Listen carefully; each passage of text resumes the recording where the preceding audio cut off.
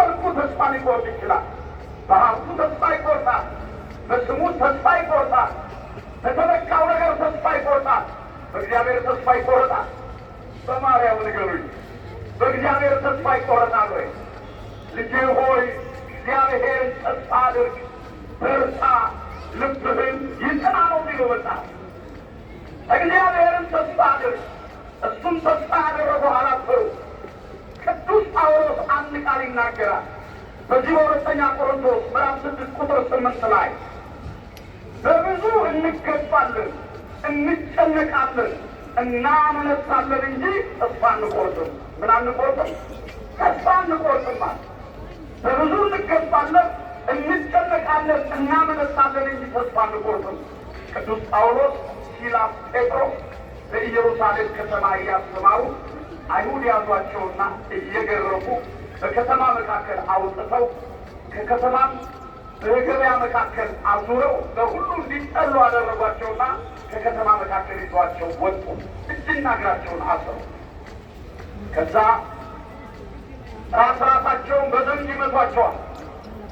በዚህ ጊዜ ቅዱስ ጴጥሮስም አረጋዊ ነው።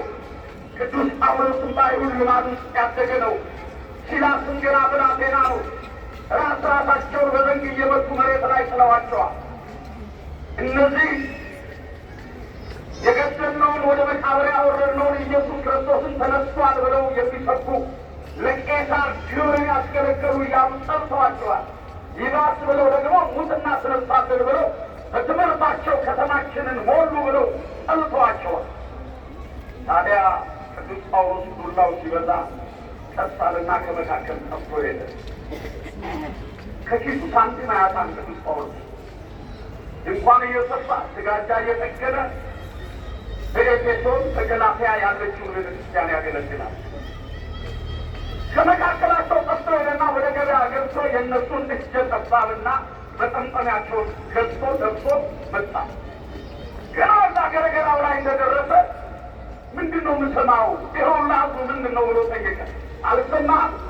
እነዚህ በትምህርታቸው ከተማችንን የሞሉ የሰቀልነውን ወደ መቃብር ያወረድነውን ኢየሱስ ክርስቶስን ተነስቷል የሚሉ አሁን ደግሞ ሙት እናስነሳለን፣ ድውይ እንፈውሳለን እያሉ ተከታዮቻቸውን ያበዙ ብለው ነገሩ።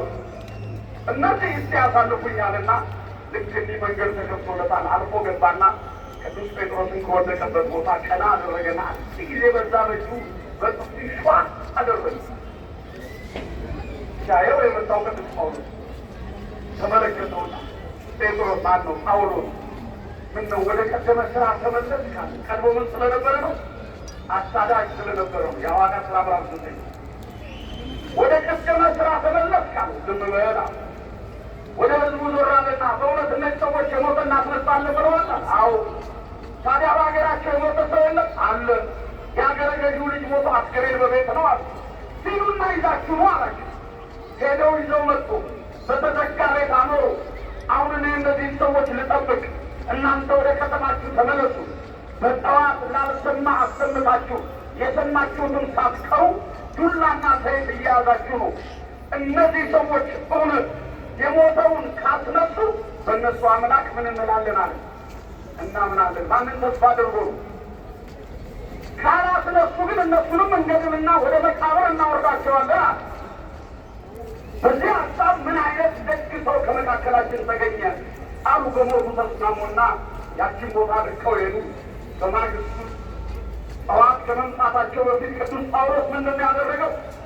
ጴጥሮስንም አንስቶ ሲላስንም አንስቶ በተዘጋው ቤት ውስጥ አስገብቶ አስክሬኑ ባለበት ቁስላቸውን አጥሮ እልፍኙን ዘግቶ በስተምስራቅ ያለውን መስኮት ከፍተው አቤቱ የአባቶቻችን አምላክ ሆይ አልዓዛርን እንደ ዓይን ጥቅሻ ከሞት የቀሰቀስክ ጌታ ሆይ ለኤልያስ ተለምነህ የሰማይን መስኮት የዘጋህ አምላክ ሆይ ተለመነን። የኤልያስ አምላክ አሉ።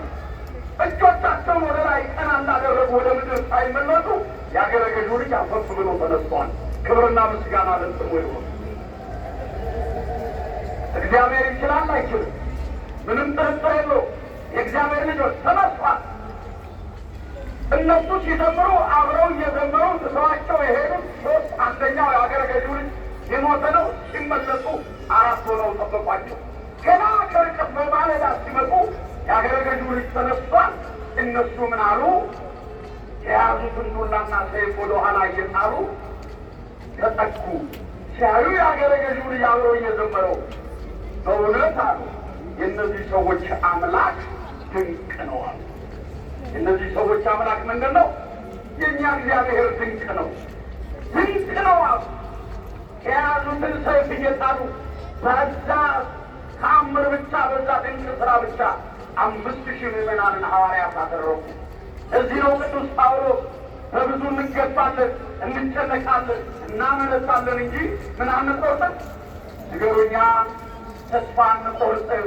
የእግዚአብሔር ልጆች እግዚአብሔር ያለቀና የተቆረጠ ነገርን መቀጠል ይችላል ነው የሚለው ትንቢተ ኢሳይያስ ምዕራፍ 10 ቁጥር 27። ያለቀና የተቆረጠ ነገርን መቀጠል ይችላል። እግዚአብሔር የሚሳነው ነገር የለም። እግዚአብሔር የሚገኘው በተስፋ ነው። ብዙ ተስፋ የሚያስቆርጥ ነገር ቢኖር ማን ነው ተስፋችን? ማን ነው ተስፋችን? የመጨረሻው ፍቅር ነው። ጨርሻል። ስለ ፍቅር ብዙ አለናቸው። የሰማን የተቸገርነው የታረዝነው የጎደለ ነገር ምንድን ነው? ፍቅር ነው። እግዚአብሔርን እንወደዋለን እንላለን፣ ወንድሞቻችንን ባልንጀሮቻችንን እንጠላለን። እግዚአብሔርን እናከብራለን እንላለን፣ እርስ በራስ ፍቅር አጥተናል። የእግዚአብሔር ልጆች ፍቅርን እግዚአብሔርን በሸማ ያላቸው ከፍቅር በላይ ምንም ነገር የለም። ነፍሱን ስለ ወዳጆቹ ከማኖር ይልቅ ከዚህ የሚበልጥ ፍቅር ለማን አለ ነው የተብሎ ይሰጣል። ከዚህ የሚበልጥ ፍቅር ለማን አለ? እናት 9 ወር በማኅፀኗ የተሸከመችውን ልጇን በጭንቅ ወልዳ 4 ዓመት በጀርባዋ አዝላ ተርባ አብልታ ተጠምታ አጥጥታ ፈርዛ አልብሳ ልጇን አሳድጋ ለሞት የሚያበቃ ወንጀል ቢሰራ በልጅሽ ፈንታ አንቺ ሙጪ ብትባል ይሄንን የምትደፍር እናት የለችም። ከእናትን በላይ እናት፣ ከአባትን በላይ አባት ሆኖ ራሱን ቆርጦ የሰጠ ደሙን ቀርቶ የሰጠ የፍቅር አምላክ እርሱ ነፍሱን ስለ ወዳጆቹ ከማኖር ይልቅ ከዚህ የሚበልጥ ፍቅር ለማንም የለም ተብሎ እባካችሁ ፍቅር እግዚአብሔር ለሁላችንም ይስጥ። ፍቅር ካለ ሁሉ አለ። ይኸው ማን ነው በዚህ በበልግ ወራት እግዚአብሔርን ይሄንን አደርግ ብሎ ሰማዩን በደመና እንዲሸፍን እግዚአብሔርን ያዘዘዋል? የለም። ይሄንን ስጥ ብሎ ያማከረዋል? የለም። በ3 ወር ዝናብ ዓመት ይቀልበናል እግዚአብሔር። ቸርነቱን ከኛ አላራቀም። እግዚአብሔር ፍቅርን ለሁላችንም ያላብሰን። እግዚአብሔር የሚገኝባቸው መንገዶች የመጀመሪያው ምንድን ነው? የመጀመሪያው የሰማችሁ ብቻ መልሱልኝ። የመጀመሪያው፣ ሁለተኛው፣ ሶስተኛው እምነት፣ ተስፋ፣ ፍቅር። እነዚህ ሶስቱ ጸንተው ይኖራሉ። ከእነዚህ ፍቅር ትበልጣለች። እምነት ቢኖር ፍቅር ከሌለ ዋጋ የለም። ተስፋ ቢኖር ፍቅር ከሌለ ዋጋ የለም። በፍቅር እንድንኖር ማን ይርዳል? ሰውየው ሁሌ እንግዳ ይቀበላል።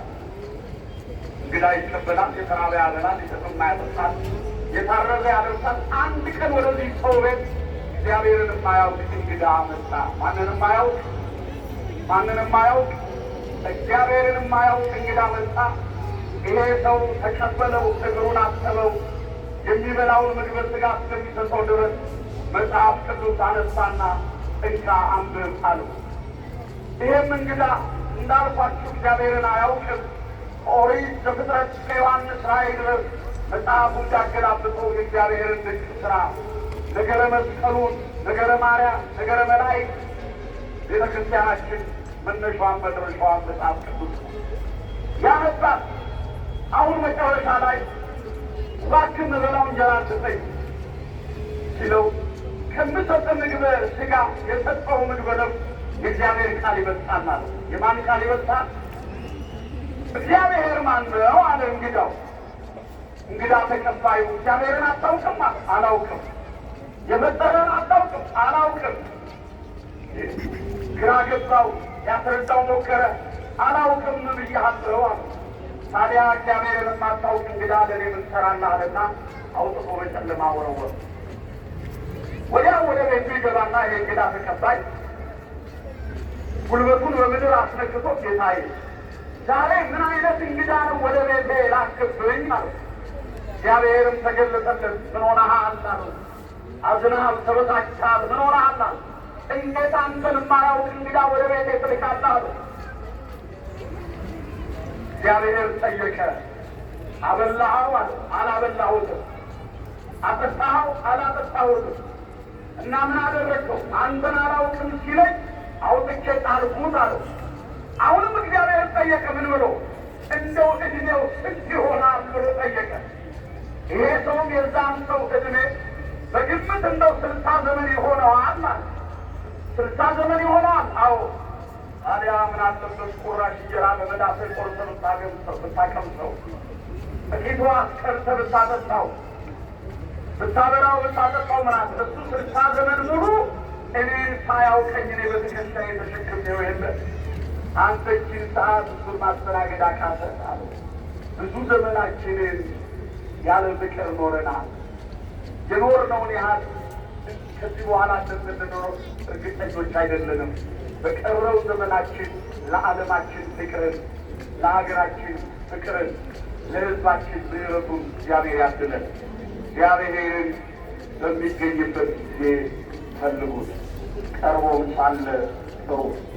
ክፉ ሰው ክፋቱ፣ ኃጢአተኛ ሰው ኃጢአቱ ይተው፣ ወደ እግዚአብሔር ይመለስ፣ እርሱም ይምረዋል። ትንቢተ ኢሳይያስ ምዕራፍ 53 ቁጥር 10። የመከረን ያስተማረን የአባቶቻችን አምላክ እግዚአብሔር ክብርና ምስጋና ለስሙ ይሁን። እግዚአብሔርን አመስግኑ። እንደው እልልታው ሲጨበጨብ እንደው ጾም አይደለ ይባላል አይደል? ልክ ነው። ጾም ነው፣ ሱባኤ ነው። መቼም ከመስበት